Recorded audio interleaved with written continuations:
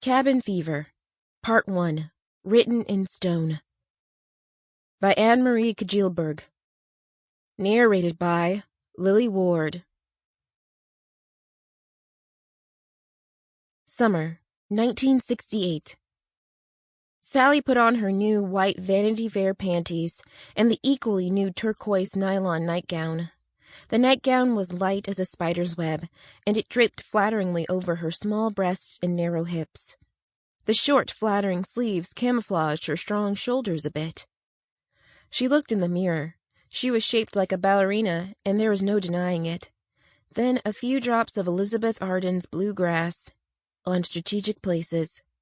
Otis had given her the perfume after her last show in May.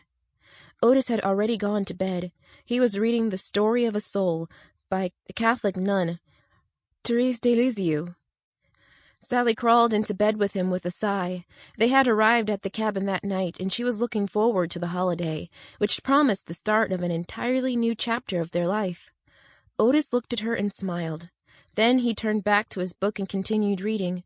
She let her hand wander under his blanket, found an opening between the buttons of his pajama top, and let her hand wander over his smooth chest. Otis put the book on the night table, took off his glasses, and turned off the bedside lamp. "I'm so tired." He kissed her forehead. "Good night, hun."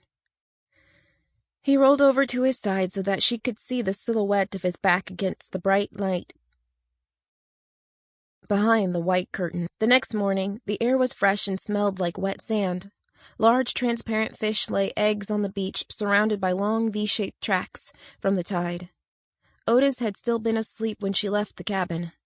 In the distance, Sally could see a few perky walkers getting slowly closer. But then, other than them, the beach was empty. She took a deep breath, and her feet and her entire body suddenly felt like dancing. Oh, the first lessons at the bar. Joy spread through her entire body. First position, second, third, and then plie, charme, grand balamise.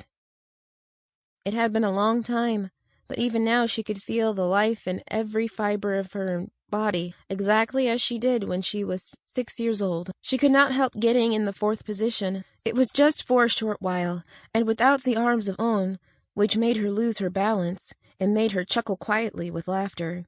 When she looked down again, she saw it. One more for her collection. A small, water-polished flint, with a chalk embedment. The embedment was shaped like a J. There was someone on the dune, by the sea room, she realized. It looked like Dr. Black.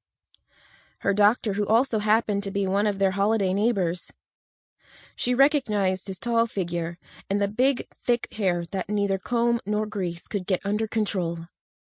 Sally raised her hand to wave at him, but he did not see her. He was gazing over the green-blue sea. "Look what I found," she said, back in the cabin, where Otis was reading the paper in his blue-striped pajamas. He said, and sent her a quick look. "It's nice. Isn't your collection getting quite big?" "I don't know. I have many letters, fewer with numbers. I think the number ones are rarer, or maybe I'm just not good at spotting them." I made tea." He pointed to the orange tea cozy. She had succeeded in smuggling it into the cabin. The teapot, on the other hand, had been in the house since Otis's grandparents' time, and so had the white porcelain with the bright blue flowers. Sample complete. Ready to continue?